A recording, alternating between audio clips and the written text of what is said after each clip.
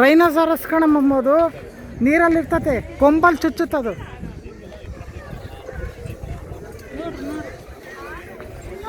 Rhinoceros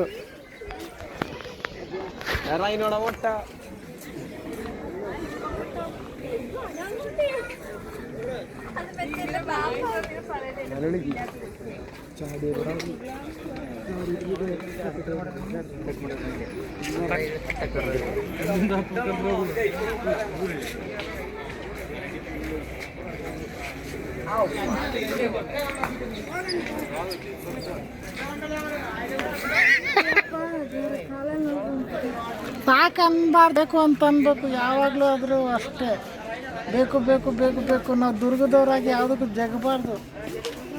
ಬಿಸಿಲು ಬಂದ್ರೂ ಪ್ರಾಣಿಗಳು ನೋಡ್ತಿರ್ಬೇಕು ಮೈಸೂರಿನಲ್ಲಿ.